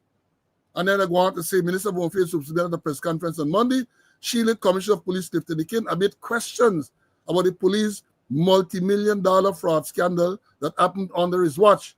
In response to a question directed at Akin, about why he chose to remain top cop when a huge multi-million-dollar fraud was alleged to have occurred under his watch. Ben chose to respond, quote, "The question may be posed to me as to why I opted to remain," Ben said, end the quote. Ikin was one of the heads of law enforcement agency sitting at the head table of the Ministry of Home Affairs end of year press conference, which was held at the Arthur Chung press conference. Dennis Shabal attempted to grill the recently appointed top cop about the fraud scandal, which allegedly involved embattled Assistant Commissioner of Police Butas. However, Ben did not allow that. Now, let me jump before bringing Mr. Conway again. Ben is reported in today's papers, one of the papers today, to say that they have evidence that Calvin Butas did attempt to leave, or to, well, as I said, to get away, to leave the jurisdiction. He said they have evidence. They have statements, they have video evidence. My question is, and here I am not representing Butas. I'm sure his lawyers, he is properly represented by a team of lawyers. When did you get this evidence? Butas is alleged to have attempted, according to them, to get away out of the country. 2 days after that, when they said that he was prevented, he had a court appearance. No such mention was made. They had no mention of him attempting to get away. Right? They filed an application to have his bail revoked. And what happened? They withdrew the application. They withdrew. So, Mr. Ben, Minister of Home Affairs, if you all have this evidence, when did the evidence come into your possession? Why was it not presented in court? So to come now and to give some statement to say that you have evidence that Butas tried to flee the jurisdiction, I mean, it has been disingenuous. I want to say you are lying. Present the thing in court. You had 2 opportunities at least to do so. When Butas appeared for us 2 days after he was, apprehended in Letem and sent back, he went to court. Then an application was made, I think that was ordered the 27th of December, where you all say you wanted to revoke the bail and have him remanded to prison, right? And you withdrew the application. So where was this evidence all the time? Where was this evidence? You know, it is the whole thing is it reeks of incompetence, it reeks of corruption, and so on. Because again, I say I'm not defending Butas. I just talk for sun and talk for rain. And if it is that you're saying you have this evidence, why did you not present it in court? Or why did you not cause it to be presented in court? Well, I told you all on this program, the first strange thing was that Ben, Ministry of Home Affairs, was issuing this statement about Butas attempting to leave the jurisdiction. Not the prosecutors or the person who investigated the matter, not the chief immigration officer, but Ben. And right away, I became suspicious. Again, I have little sympathy for Butas, having regards to all he has done. Little sympathy for him. But right is right, wrong is wrong. Right is right, and wrong is wrong. Again, I say before I begin, Mr. Conway, if you, as you claim, as you are reported to have said in the newspaper, that you have evidence that Butas in fact tried to leave the jurisdiction without permission. In other words, you're saying try to get away. Why was this not presented in court? And what is preventing you from presenting in court now? You had opportunities before. You did not make use of those opportunities. I suspect how the system works. You can still go to court with an application and present the evidence that you clear, that you claim that you have. Present the evidence. Let me bring in Mr. Conway. CC, have a go at that press conference and this statement by Mr. Ben that they have evidence that Butas tried to leave through Brazil. Go ahead. Well, as you mentioned, Brad Bush just made some wild statements, but no details. And if you get evidence that the Butas had attempted to leave the country, tell us what the evidence. And then again, why did Suku pull out? Why did they withdraw? If you have the evidence, unless Ben they holding back the evidence like how we hold back evidence in the RSS case, why give it to us? Why you holding back? And I hold no brave for Brutus. I have no sympathy for Brutus. Well, right is right. And as my grandmother said, talk for sun and talk for rain. And I still believe that maybe Brutus might have had intention of going away, but then the police acted prematurely. My information is that a very senior man, senior to Brutus, was there, and he saw Brutus in a vehicle, a Brazilian vehicle, and there are many Brazilian vehicles that let him, they in and out of let them, and he's a intercept. If he came by the bridge, intercept he, stop he. When they should have allowed him, like go to the checkpoint. Is there evidence that he went to the checkpoint? Is there evidence that he went to the checkpoint and presented himself? And then, surprisingly, I read this morning in the papers, I don't know what truth is, that at the last court hearing, Brutus sought permission to visit Lethem. How is that? You gotta seek permission to go. I don't know if it's true or not. You gotta seek permission to travel to any part of this country. So Ben's statements that they lack clarity and they lack substance. Just wild statements, hasty generalization. That's what we have. Hasty generalization. We need details. And if you had the evidence that Brutus attempted to leave the country, well then you should present it. And Suku should not have pulled out on the case. Well, I say not too late. If they really get the evidence, it is still not too late. It is still not too late. But I read something too which suggests that investigation is still continuing. I was surprised. I think it was this morning, one of the same articles, that the investigation into these financial irregularities, they suggested an investigation over. So maybe the extended squatter might very well be coming up. Because, the man get an MBA. And let me show you how it is, The man get MBA. Somebody said one of his the people who there that's right in his favor, they want to weak down the leg side. They said they want to get MBA. But what should everybody tell me MBA stands for? Everybody tell me MBA stands for Mr. Brutus Accomplice MBA. MBA. So I ain't got no MBA. So they said, let me the thing. That is what MBA is supposed to stand for. So if they are indicating that this whole thing about financial irregularities, the matter might not be over, because somewhere I read this morning or yesterday that investigation, I think it's the same Ben thing, that investigations are continuing. So maybe the MBA might still ask to account for these things. Now let me move in talking about the MBA. You were saying that he has been moving all over the place with a team of deputy commissioners. They not notified inspection. He's moving around and he's making all sorts of statements, some of them are wildest statements, in respect to how the police should act, especially the traffic ranks. They're saying that the traffic ranks should not stop anyone, ask to document and so on, unless they're wearing body camera. Now let me say this. And they said this is coming from the commissioner. Traffic ranks, you are creating embarrassment in the country. So with immediate effect, this coming from the commissioner now. Nobody from traffic is to stop any vehicle or ask for any license without a body camera. If you are caught, you'll face the consequences. That is not the issue. I know you're trying to deal with. They mustn't stop unless they have legal authority to do so. That is what you should tell them.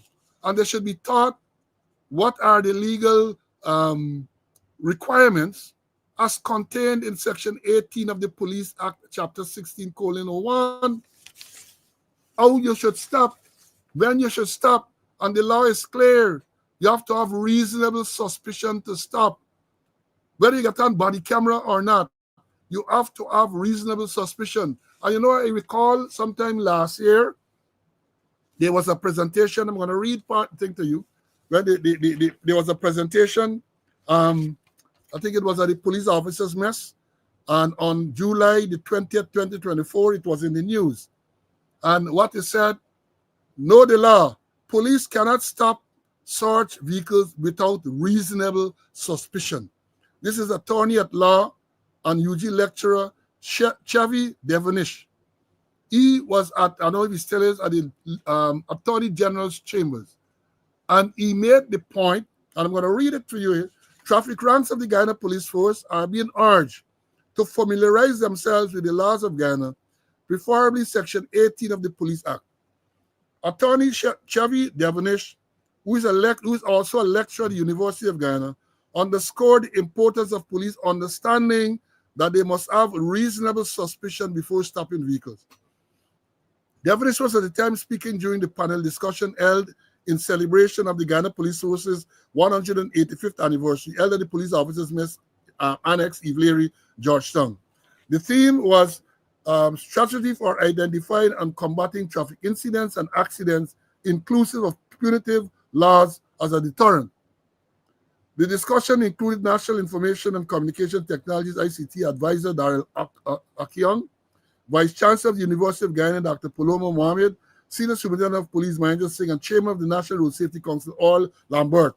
Devonish said, oftentimes the police is not properly aware of how to properly execute his or her mandate.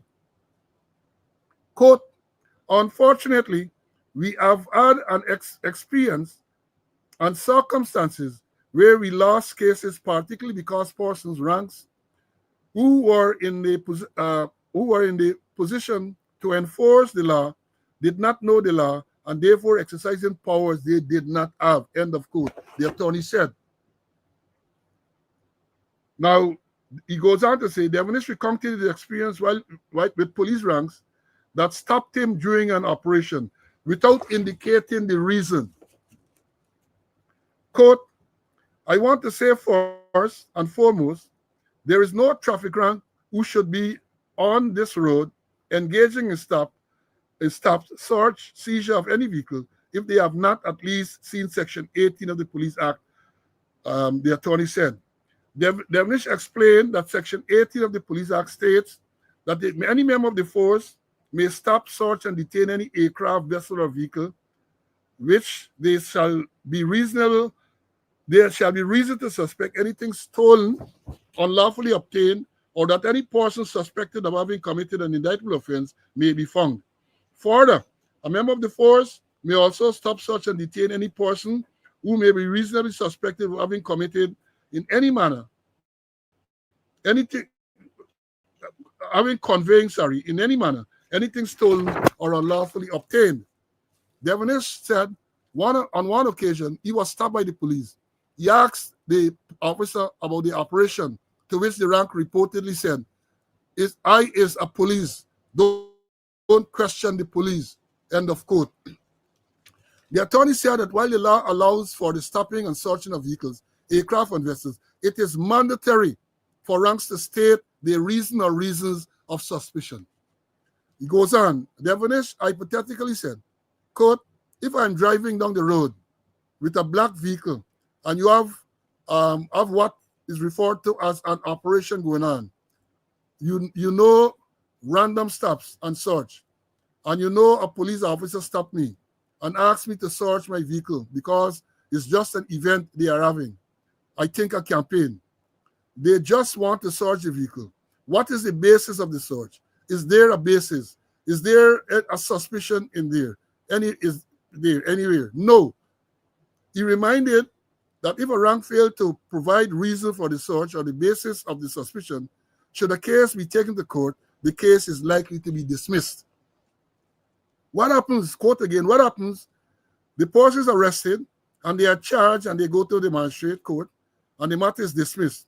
Why it is dismissed? Because you, the rank, had no lawful authority to stop the person, which means that you had no lawful authority to arrest the person, which means that you had no lawful authority to detain the person, definition. This usually results in the police being sued. They sue us. I remember you were the Attorney General's chamber. They sue us, the police, for unlawful arrest. They sue us for unlawful detention. They sue us for malicious prosecution.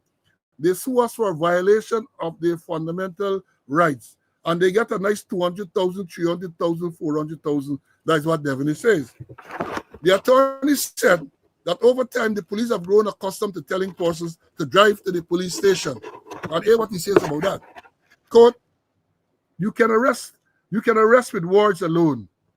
Drive to the station stay in the corner, and while you are in the corner, you, the police, gone back on the road, and you stop other vehicles, and the man is there for 15 to 25 minutes. That is detention. And what happens? The matter goes to court. We, the police, get lawsuit, and the person doesn't listen, and you charge them for resisting arrest, disorderly behavior, but they all fail, or obstructing a police officer in the lawful execution of the duties, but it was not lawful because you, the police, did not have reasonable suspicion. That is the condition Devonish explained. That was a lot mouthful. But let me understand it again, and this is to the ranks.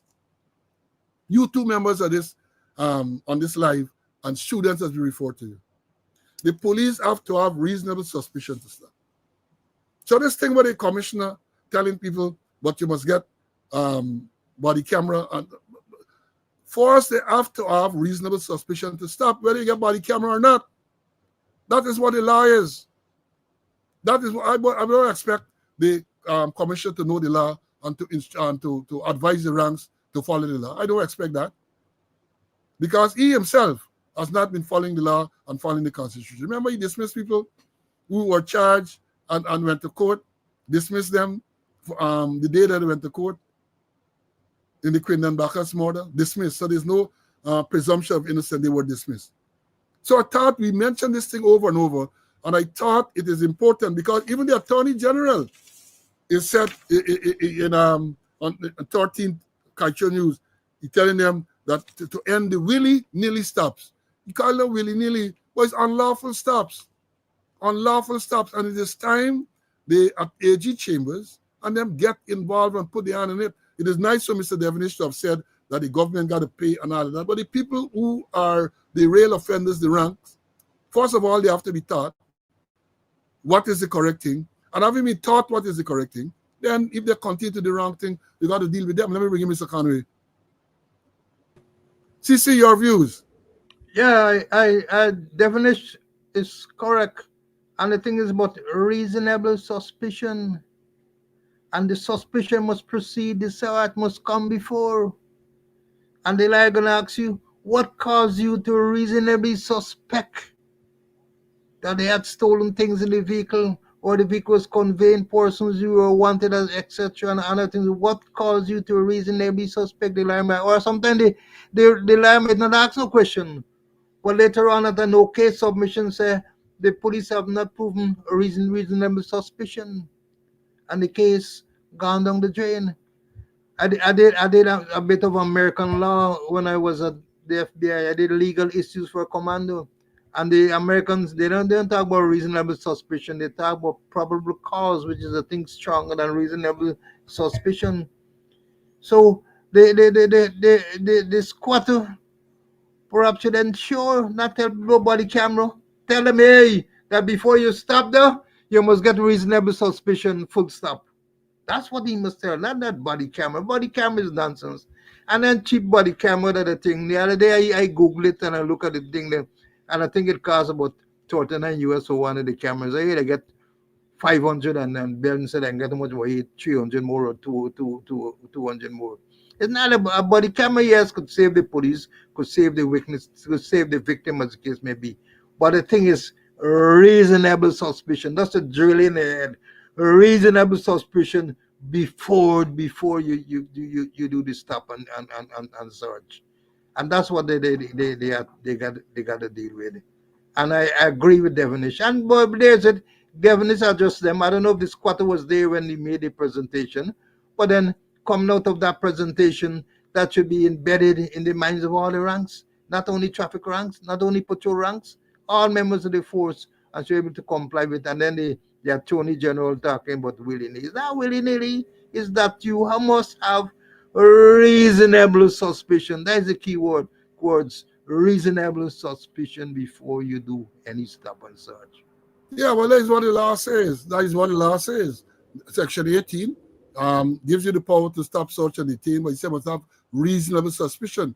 And as we have said, the suspicion must exist before the stop. And you know, when it comes to traffic in relation to driving under the influence, DUI, I created a standing order, which should be there somewhere around the place. Outline all of these things. Outline, and not outline further how you should give the evidence in court.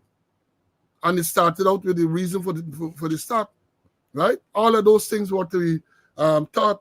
Mr. Neil Semple was the traffic chief at the time, and we had started the whole program.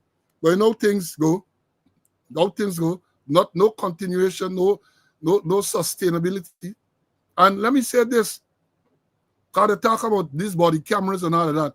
We made the point that if you're gonna have body cameras or anything else, you have to have a proper standing operational process, a SOP as to how these things are to work. From the time they are uplifted to all the time when they are returned, or when they're going to be charged, who's responsible for charging them, who's responsible for retrieving the images. All of these things have to be written down in proper order, and every member of the force has to know that has to be put in a SOP, standing order, force order, so that people know what's going on. I want to tell them that they should use some of that same money. They've got money now. Money is not an issue. To make sure that policemen are now equipped with less than lethal weapons. I have seen videos circulating. Up to this morning, some people send videos to me where police struggling to arrest people. Policemen are being assaulted and all of that. And I'm saying, when you look at it as a former operational man, you recognize one, lack of training. They're not trained in self-defense and how to properly engage and arrest person. And two, they don't have the necessary equipment. Because some of those things that I see, if they were equipped with pepper spray, if they were equipped with baton, if they were equipped with taser, they might have been able to bring the situation under control much faster. And it's for the protection of the ranks. You're sending ranks out there, and what they're going out there, and if they are going to be armed, they got to be armed with lethal weapons. You give them some revolver, some pistol, some rifle. So if they're confronted with a situation, there is no gradual escalation of use of force. They have got a lethal weapon all along. Whereas if you have them button proper modern buttons, they have pepper spray, they have taser, then if the situation is not all that violent, where lives are not threatened, they can make use of one of those things. But no, they got to have a gun. They go with guns. And again, I say this is where the police association, those people come and advocate for these things.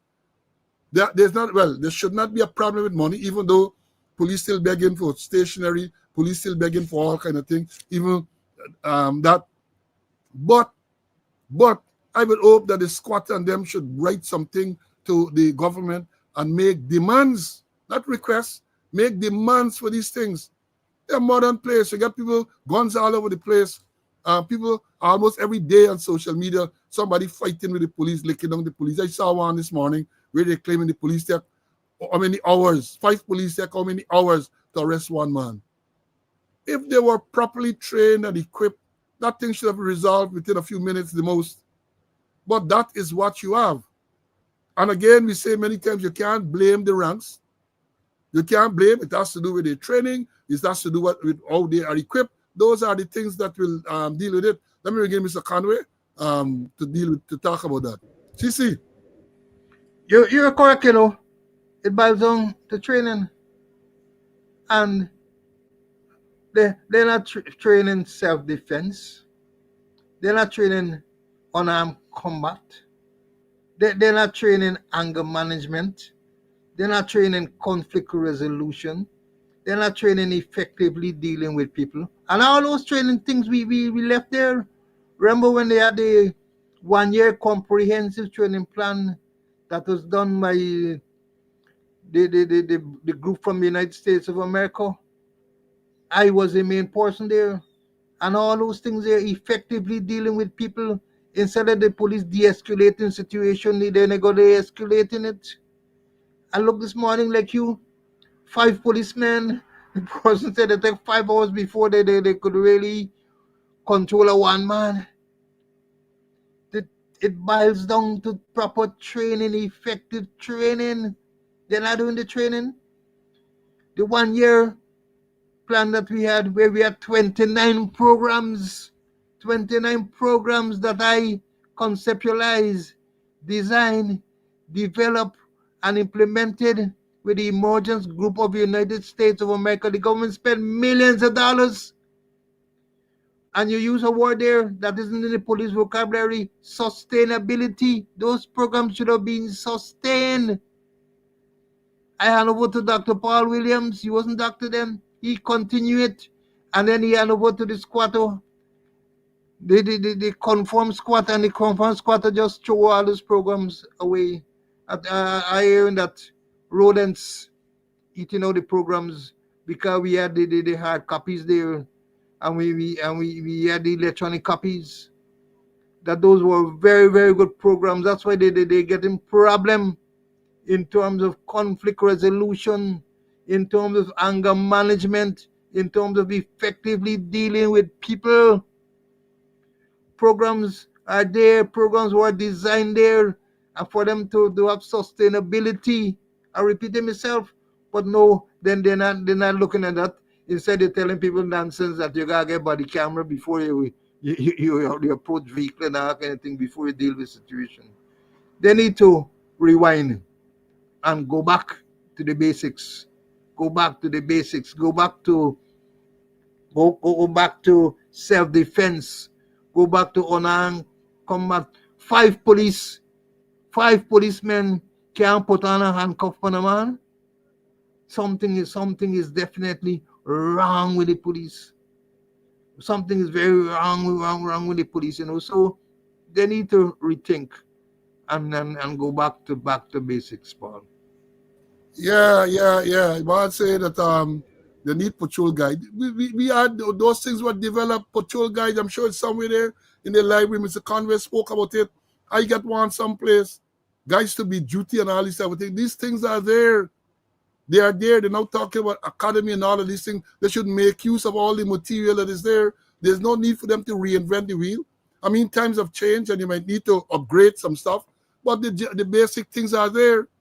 The basic things are there, right? And then somebody here talking about backups, calling for backup. Now, one of the problems that you have, which we have highlighted here repeatedly, is that it seems now that the Andel radio is now replaced with cell phone. You see police on duty all over the place with cell phone. And I made the point from a tactical perspective. You want communication and transmission on the network, not on cell phone, because cell phone is you and the person to whom you're speaking. And maybe if you get on speaker, somebody else can hear you. But when you get on the radio network, the police radio network, and you talk about a problem, all the patrols on that network will be able to hear you and can respond if needs be. Everybody hearing. But when you get on the cell phone, it's only you and the body you're talking to, basically hearing what's going on. All of these things should be dealt with. Since back in 2019, I think it was, Christmas Eve Day, I presented a draft standing order that we did, Mr. Conway and myself and some others, on the use of electronic devices, including cell phone. Up to now, nothing happened. So every place you go, you see police on cell phone. I look the same incident that they're referring to, police fighting. I see one where police fighting to arrest a man, and the female police there with her cell phone. She's recording what's going on and so on. She's recording. These are all things that you got to sit down. You got a man in charge of operation here. These are operational issues. You got to sit down, call a team together, put together paper, dig up some of the things that are there, and plan how these things are to be implemented. Plan properly how these things are to be implemented. So that is what is happening. You got people fighting the police every day. I'm not going to the reason. I suspect a lot has to do with the respect. The respect is no longer there, right? And as I have indicated repeatedly, respect is something you have to earn. You have to earn respect. And if you have not earned the respect, you're not going to get the respect. And even the acting, the man and acting any longer, my apologies. Even the confirmed squatter. Remember the thing he said in the what have it somewhere? He talking about police speak to people. He said, "Oh, they speak to them. You must say good morning. You must say good afternoon, right?" Then he say, "Patrol ranks. You are disrespectful to yourselves and to others too. You are doing patrols, but you are not engaging vehicles. Blah, blah, blah. Instead, you find yourself stopping and doing your own thing." Basically, he's saying. Then he tell people, corruption stops today. Corruption stopped today. But when I heard a statement, corruption stopped today, I did feel good because I said following that, the man can say you resign. Because that is the only way corruption can stop immediately, I believe. He would have resigned. But then he go on to say all kind of continental wealth nonsenseness, all kind of nonsenseness, right? So there are lots of problems, despite the fact that they're trying to gloss it over about crime statistics done. We didn't even get the opportunity to go into traffic yet. All the madness is going on. Folks, I am saying this, as we have said before, in order for you to properly and effectively address a problem, you have to first admit that there's a problem. If you don't admit that there's a problem and you're coming up with all kind of madness, using all type of euphemisms and all sort of willy-nilly, there is a serious problem in the force. Start with management. And that is there for everybody to see. When the government can decide that they are going to appoint a king who has passed retirement age, who has had all of these things hanging over you, who admitted that he took $8.5 million, who the vice president said, right, acted in a reprehensible manner. And you reward them on, you are rewarded. So what do you expect? What do you expect? And they like to talk about transparency. I am saying this is how the Speaker of the National Assembly banned the word corruption in Parliament. We should get together and ban the police from using the word transparency because they are far from transparent. You have a police sergeant, Vaughn, killed on the 12th of March, 2024. They said it was friendly fire. Someone of the other ranks shot him and killed him by mistake. The postmortem revealed the man got 3 bullet wounds. I said, based on my knowledge and experience, unless the person who fired at an automatic weapon, not semi-automatic, at an automatic weapon, it could not have been accidental. And I explained before why I said so. Have we ordered anything further? No, we are hearing nothing further. We have not ordered anything further, and that is part of the problem. They are not transparent. And then when the corporate propaganda unit comes out, they write, it's out of craziness. It's out of crazy, which bring them into further disrepute. That is what is going on. Things are, let me understand this thing clearly. And now, things are going to happen. An organization as important as large as the police force, you're going to get rogue elements. Things are going to happen. When you find them, you have to deal with them appropriately. Not try to cover an eye. Not try to cover an eye. You got an assistant commissioner charged 252 charges and you're ducking and dancing. You had a commissioner collecting $8.5 million in the office and he's been rewarded. What do you expect? You have a situation now where since 2022, they're promoting people. The Police Service Commission, which is now currently not properly constituted. So what happened? Yesterday the commissioner got to Linden, he promotes 7 ranks on the spot. So what happened to all the other deserving ranks? What happened to all the other deserving ranks? Who would have passed the appropriate qualifying examination, who would have been doing very well? That leads to the demoralization of the Guyana police force. And they don't want to admit it. They're going to come up with all sorts of craziness. They're going to blame Slow and they're going to blame Conway. See, let me bring you in for your closing remarks, man. Go ahead. Yeah, and I read about the promotion at Linden there, And then I recall, they promoted left, right, and center. I think the last check we make, the promotion of sergeant, I think the establishment was staffed by over 70-something sergeants. So I know what they're doing. But I agree with you that it's time that they make sure that the Police Service Commission is properly constituted and fully constituted. So that all those ranks who deserve their promotion, they get good ranks, that they should be promoted, and only promoted that they must backdate the promotions. They must backdate the promotion. We talk about it before, And then my little pet thing that has spilled over to this year, where the ranks in Borbies, I think today might be the last day for Christmas policing, who did an excellent work. Those recruits did an excellent work in region number 6, in New Amsterdam, in Rosal and elsewhere.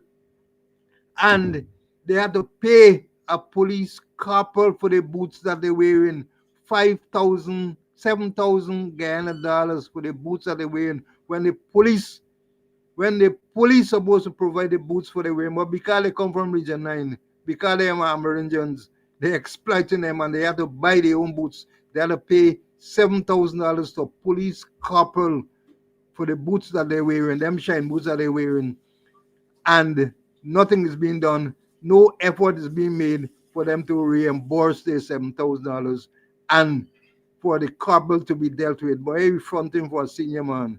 So, and that's how the things start. And they start in a small way, and then it develops to the way the organization allows it to develop.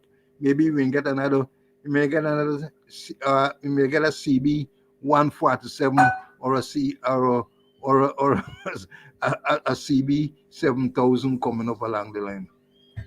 Yeah, by the time we get to that, the series got changed. You know, we see some other set the letters in front. Thank you, my brother. Now, you know, last week, Monday, I was told that I did not do what I was supposed to do. People did not get their therapy. So here goes. Sit there and fabricate that. Unless you say who the person is, I can't comment on anonymous people. Okay, well, let's talk about specific individuals. What is your relationship with Mr. Su Jurong? Su? Oh, Su. My relationship? Nothing. He's a tenant in my place, yeah. And he's a good friend of yours? Yes, he is a friend of ours. He claims he's a friend of ours. So for those students who reach out to me and say, I did not keep my promise to give them their therapy, you just had your therapy. And for those of you who were commenting a while ago, let me put it back up for you to see. MBA, this is what the new MBA is all about, Mr. Brutus' accomplice, right? Now, folks, we have had a long morning. I again compliment you for your attendance. Always punctual, always in large numbers. We had large numbers again today. Again, as I said, we didn't get to go through everything that we wanted to go through. We dealt with some of the things that we felt were of immediate importance. And God's Spare Life on Monday, we're going to come again. And we are going to bring you another episode of Speaking Out, Exposing Corruption and Incompetence. I like to urge you guys to stay safe. Safe. A lot of things going on in Guyana. A lot of things going on. Be safe. Not only from the road, but you got all kind of other stress and stressors in the country. So be safe. And God's Spare Life, we will come again here on Monday for another episode of Speaking Out, Exposing Corruption and Incompetence. Until then, stay well. Bye.